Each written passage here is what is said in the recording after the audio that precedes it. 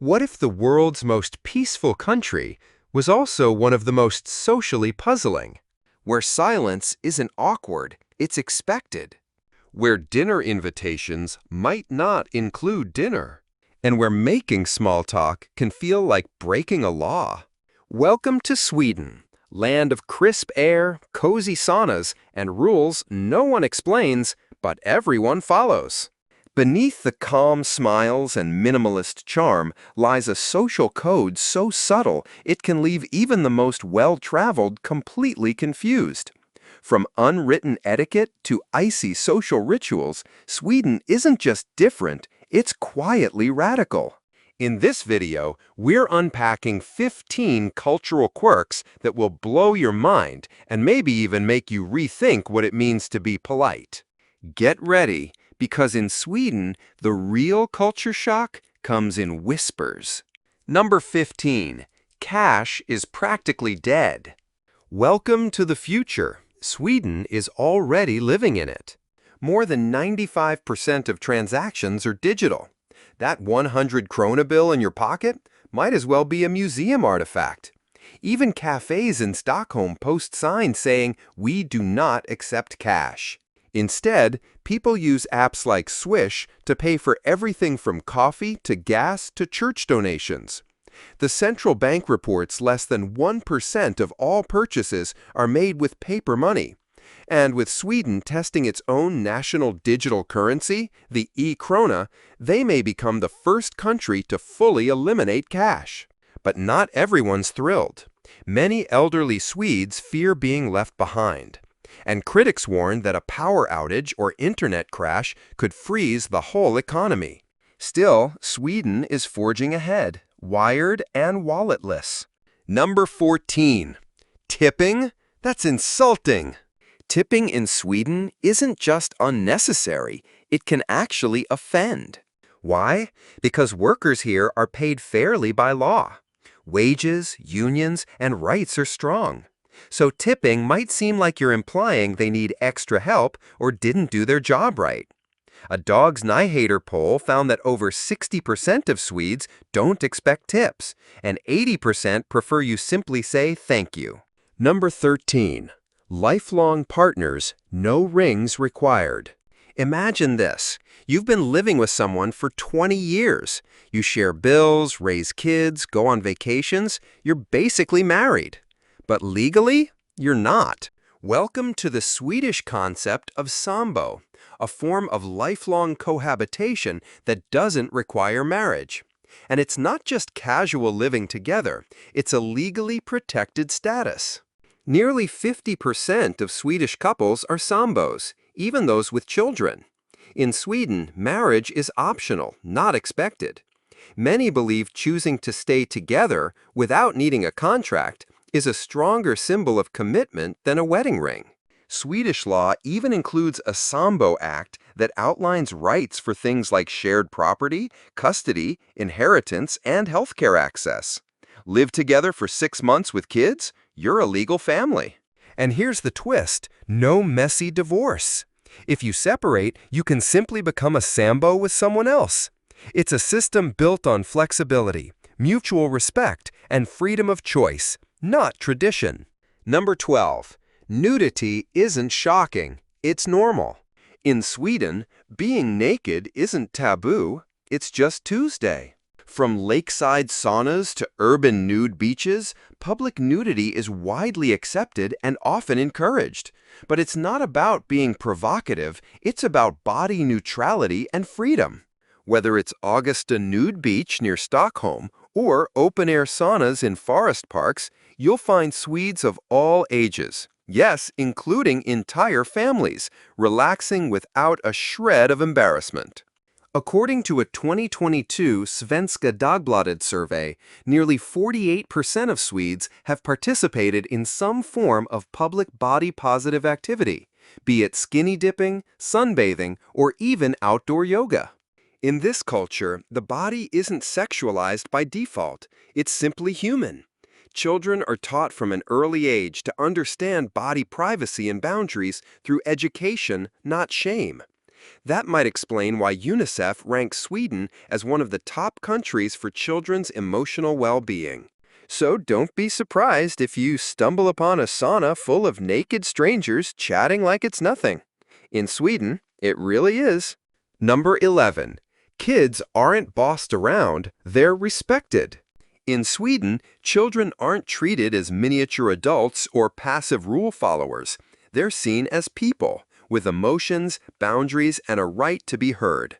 Here, it's perfectly normal for a child to say no to food, to refuse a hug, or to object to something that makes them uncomfortable. It's not rudeness, it's part of teaching them how to set boundaries and trust their instincts.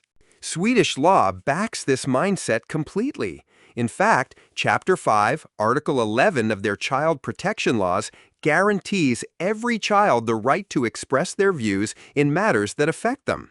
And since 1979, Sweden became the first country in the world to ban all forms of physical punishment, including spanking, setting a global precedent. But this isn't a free-for-all. Children aren't given unchecked power. Instead, the role of parents is redefined, not as commanders, but as emotional partners. Parents are encouraged to discuss, explain, and involve kids in decision-making, rather than bark orders or use fear-based discipline. According to Uppsala University research, this approach leads to children who are more confident, emotionally aware, and capable of building healthy relationships later in life. No yelling, no punishments without explanation, and definitely no shaming. Ask a Swedish child how they feel, and you might be surprised when they ask you the same in return. That's the foundation of the empathy and equality Sweden holds dear. It's no surprise UNICEF consistently ranks Sweden among the best places on earth to raise children. Number 10. Street dancing can get you in trouble. Picture this. You're in a European plaza. Music's playing, friends are dancing, and the vibe is pure joy. In Paris or Berlin, that's normal. But in Sweden, that spontaneous dance party might be illegal. Thanks to a strange and long-standing law from the 1930s, dancing in public without a permit is technically banned. Known as the Dance Permit Law, it was originally intended to control public gatherings, but it stuck around far longer than expected. In the 1990s, Swedish nightclubs were actually fined, not for noise, not for drinking, but simply for allowing people to dance without a separate dance license. Even if the venue was legally open and serving food, dancing without a permit crossed the line. Though the rules have relaxed in recent years, the ban hasn't fully disappeared. As of 2023, public dancing still requires approval in many cities, especially in open spaces like parks, plazas, or docks. Even inside a busy cafe, organizing a dance event could require the owner to file with the city. It's one of Sweden's strangest legal leftovers, a silent reminder that even in a progressive society, some old rules still tap their feet in the background. Number 9. Sexism isn't just frowned upon, it's outdated. In Sweden, gender equality isn't a goal, it's the baseline. Ranked #5 globally and #1 in Europe for gender parity by the 2023 World Economic Forum, Sweden leads the way with over 43% of leadership roles held by women. Female CEOs, engineers, and political leaders aren't groundbreaking, they're expected. And that's why even casual gendered comments like, "Are you sure you can handle this?" or "Do many women do this job?" can come across as not just rude, but ignorant. Here, gender is intentionally removed from everyday language. Official documents, emails, and even customer service exchanges favor gender-neutral terms, using first names or Sweden's neutral pronoun hen instead of he or she. This isn't about hating men. It's about removing bias from the equation altogether. In Sweden, skills matter more than titles, and equality isn't just a policy, it's a deeply rooted social norm. Number 8. No, you can't just buy alcohol anywhere. If you think grabbing a bottle of wine in Sweden is as easy as picking up milk, think again. Here, alcohol stronger than 3.5% isn't sold in convenience stores, supermarkets, or gas stations. Instead, it's only available at a government-run chain called Systembolaget, and this isn't your typical liquor store. There are no discounts, no flashy displays, and definitely no late-night booze runs. It's more like a pharmacy for alcohol, sterile, quiet, and very controlled. To buy anything above a beer, you must be at least 20 years old, show ID, and follow strict hours. 10 a.m. to 6 p.m. on weekdays. 1 p.m. to 1 p.m. on Saturdays. Closed on Sundays and holidays. This system has existed since 1955, designed not for convenience but for public health, and it works. According to the World Health Organization, Sweden consumes 8.2 liters of pure alcohol per person per year, compared to 9.8 liters in the US and 10.6 in Germany. Fewer car accidents, lower domestic violence rates, and a society that treats alcohol not as a right, but as a responsibility. Number 7, big romantic gestures? Big mistake. If you're planning to win a Swede's heart with roses, serenades, or love-at-first-sight speeches, pump the brakes. In Sweden, romance is subtle, slow, and deeply private.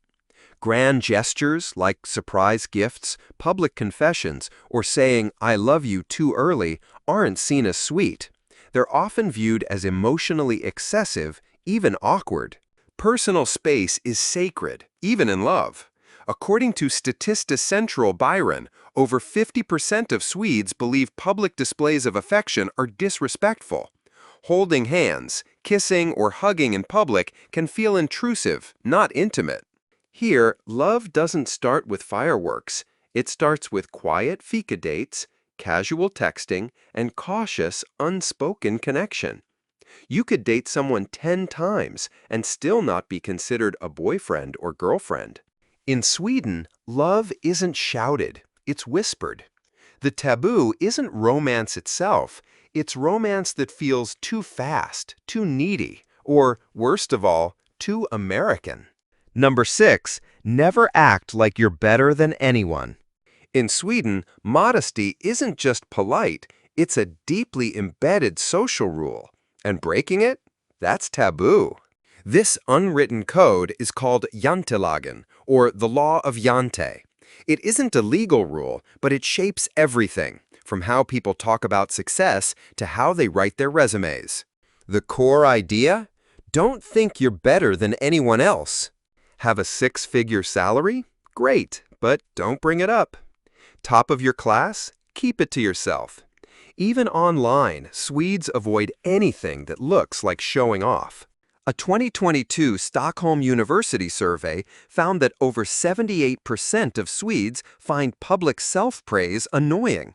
And a study by the Swedish Institute for Future Studies revealed that many international students feel held back, afraid that confidence will be mistaken for arrogance. It's the complete opposite of countries like the US or UK, where self-promotion is part of success. In Sweden, the more humble you are, the more respected you'll be. So if you want to fit in, speak softly, act modestly, and let your actions speak louder than your words. Number 5, working late? That's a red flag. In most countries, staying late at the office signals commitment. In Sweden, it raises eyebrows.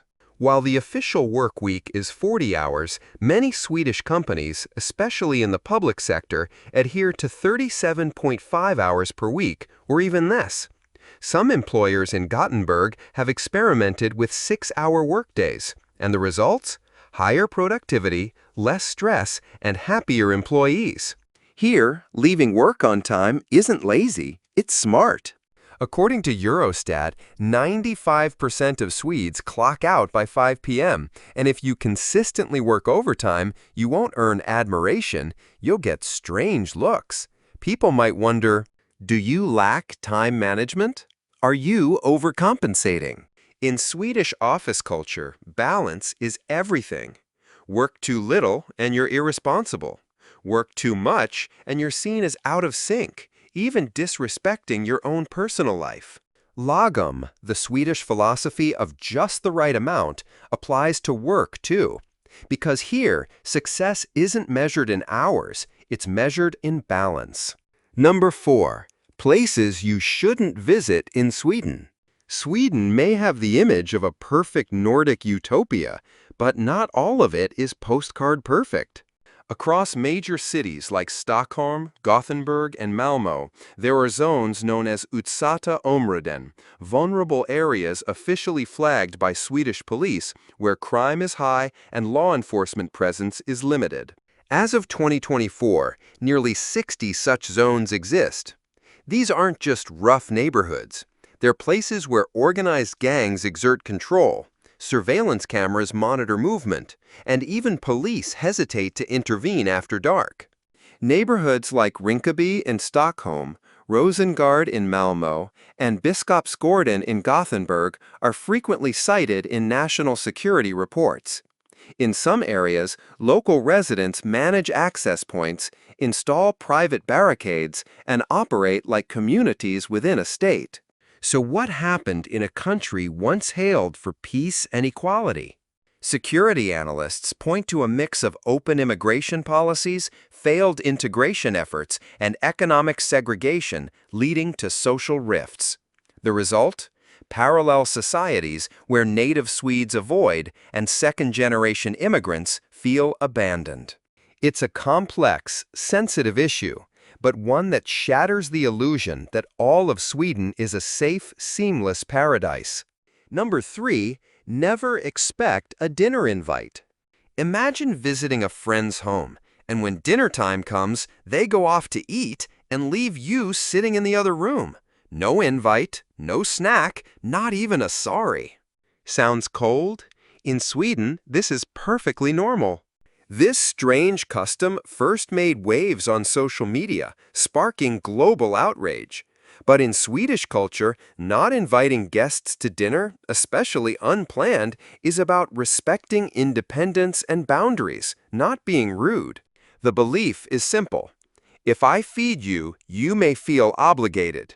That's seen as unfair. True respect means not creating pressure or emotional debt. Food historian Richard Tellstrom traces this back to the 1960s and 70s, when meals were expensive and tightly portioned.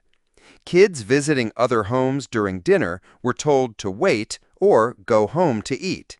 Today, this rule has softened, especially in cities and younger households.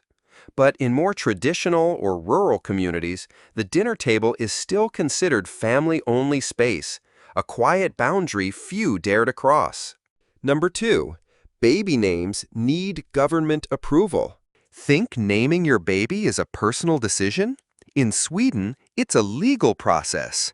Under the Names Act of 1982, parents must submit their chosen baby names for official approval. If the name is deemed inappropriate, offensive, or just too strange, it gets rejected. No name, no birth certificate. And it's happened.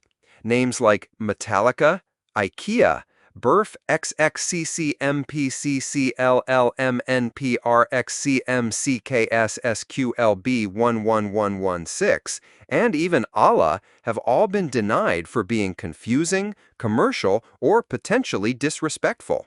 Why the control? Because in Sweden, a name is part of a dignified social identity.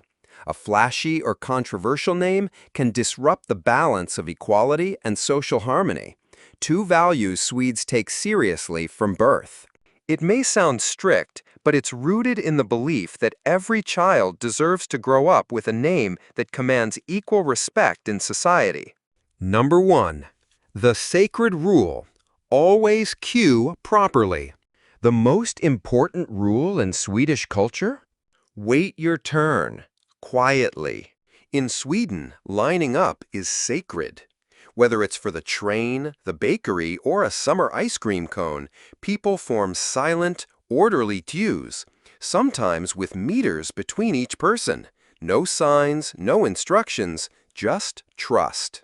A 2018 SAM Institute study found that over 83% of Swedes believe proper queuing is a sign of good citizenship. Some places even have ticket machines at sandwich shops, not because it's crowded, but because no one should feel cheated or skipped. And if you cut the line? You won't be shouted at. Instead, you'll receive the dreaded Swedish silent punishment: cold stares, subtle headshakes, and collective quiet judgment. It's not loud, but it's chilling.